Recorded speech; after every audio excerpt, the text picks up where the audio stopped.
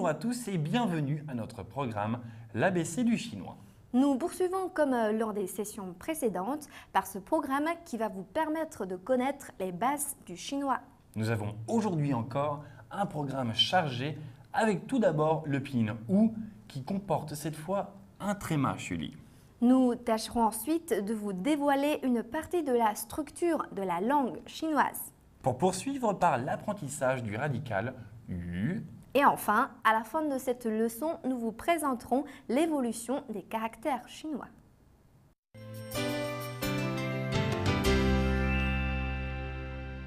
Rien de plus facile que cette leçon puisque le pinyin U tréma se prononce de la même façon que la lettre U française. Sa prononciation ne pose guère de difficultés aux apprenants français.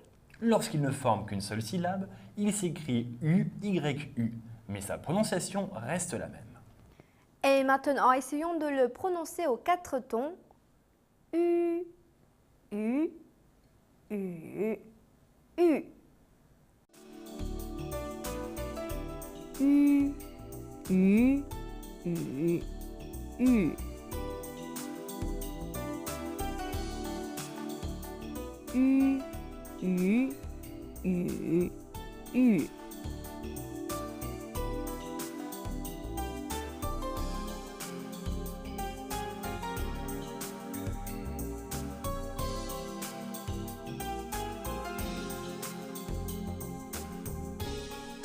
Lü行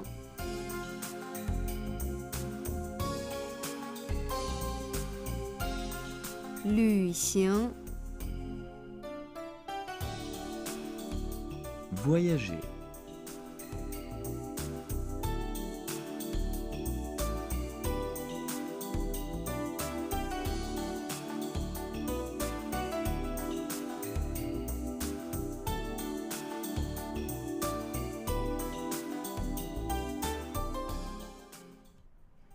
Lü se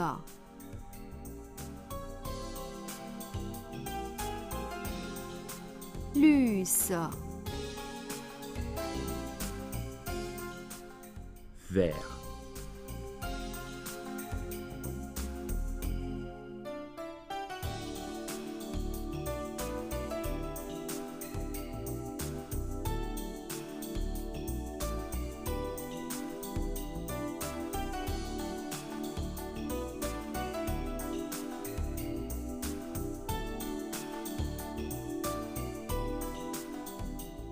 Yu san Yu san Parapluie.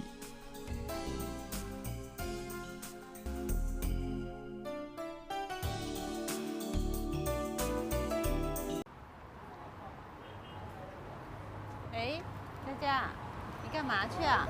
我没事儿，随便逛逛。你干嘛呢？正好你帮我看看这个绿色的包怎么样？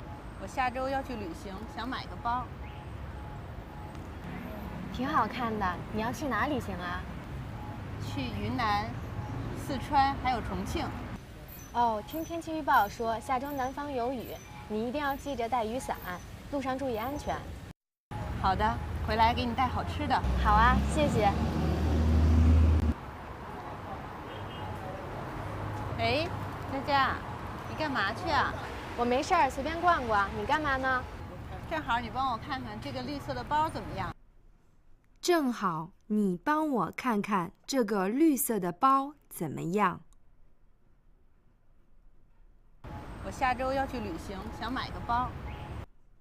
我下周要去旅行，想买个包。挺好看的。你要去哪旅行啊？去云南、四川还有重庆。哦，听天气预报说下周南方有雨，你一定要记着带雨伞，路上注意安全。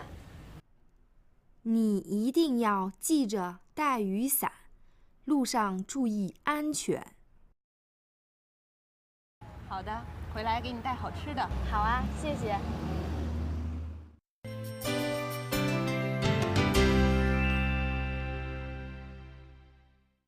Le chinois, par bien des aspects, semble plus facile que le français. Il s'agit d'une langue monosyllabique et tonale.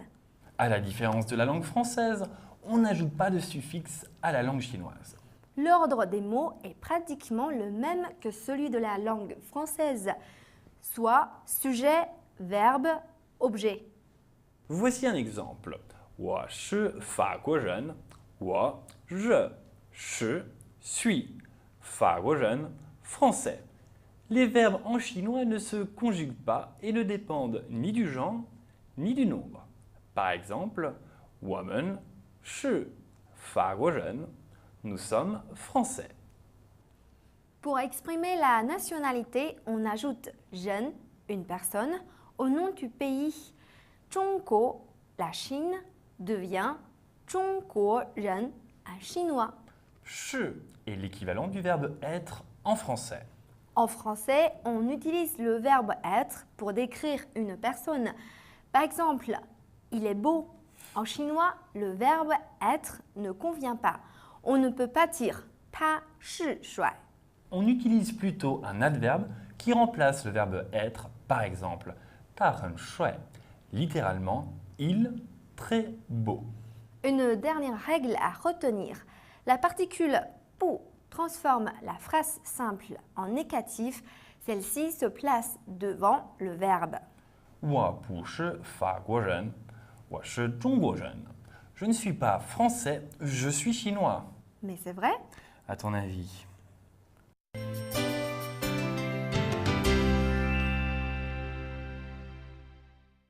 Nous allons apprendre aujourd'hui le radical yu qui signifie la pluie. Le trait horizontal au-dessus du caractère représentait auparavant un nuage. Les points situés en dessous représentaient les gouttes d'eau, la pluie qui tombe. Yu.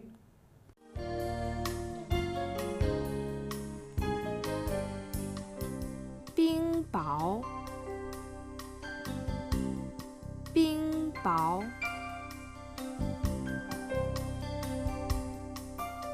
Grêle.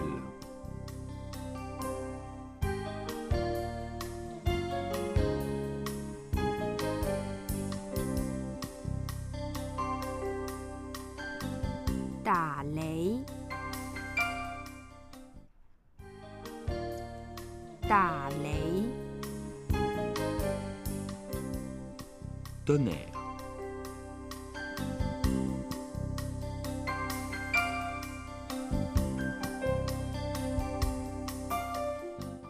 Yu est également un composant servant à former d'autres caractères dont la signification a, comme vous l'avez deviné, une relation à la pluie, aux chutes d'eau. 雪雪 Neige.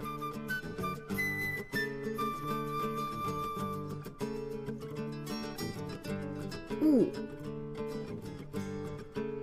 Ou Brouillard.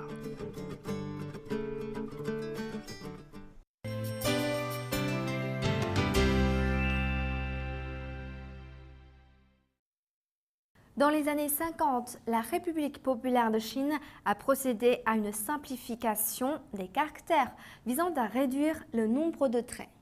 Et je peux vous affirmer que cela a largement facilité l'apprentissage des caractères chinois. Voici quelques exemples de simplification. La porte, men, la voiture, le véhicule, che, et la Chine, zhongguo. Vous allez vous rendre compte que les caractères chinois modernes sont bien plus simples que ceux utilisés avant la réforme. Voici quelques caractères d'une très grande complexité. Le caractère ta, par exemple, contient 48 traits et signifie l'apparence d'un dragon en vol. Il faut savoir que le caractère chinois contenant le plus de traits est biang, que vous pouvez voir ici. Tenez-vous bien, ce caractère contient pas moins de 57 traits. Si on le compare au caractère i, la différence est flagrante. Les biang, biang, mian sont en fait un plat de nouilles de la province du Shanxi. Ce caractère est tellement long qu'on ne peut pas l'écrire à l'ordinateur. On dirait presque qu'il contient l'ensemble des ingrédients de la recette en son sein. Il contient en effet les caractères de yue, forme ancienne de la viande, ma, cheval, xin, cœur, yan, les mots. Bien que la Chine continentale ait adopté les caractères simplifiés en 1956, les caractères chinois traditionnels sont toujours utilisés à Taïwan, Hong Kong et Macao. Il est dit qu'il faut maîtriser environ 2000 caractères pour lire un journal chinois. Une personne bien éduquée est susceptible d'en connaître 4 à 5 000. Il faut savoir que le test de compétence en chinois, le Hanyu Shuiping Kaoshi, le HSK, couvre environ 5000 caractères. Pourtant, ce nombre impressionnant de caractères ne couvre qu'une partie infime du nombre de caractères qui peut être trouvé dans un dictionnaire. En effet, le dictionnaire Zhonghua Cihai contient plus de 100 000 caractères. Rassurez-vous, la maîtrise d'environ 400 caractères vous permet déjà de reconnaître 70% des caractères composant livres et journaux.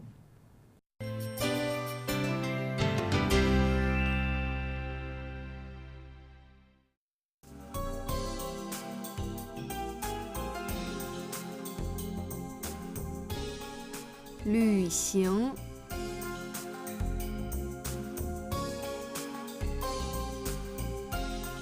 lü xing, Voyager.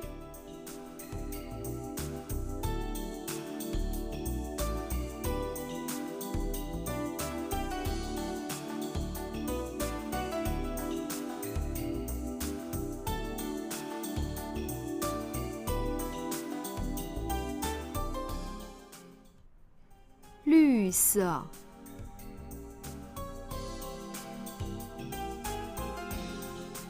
lü se, Vert.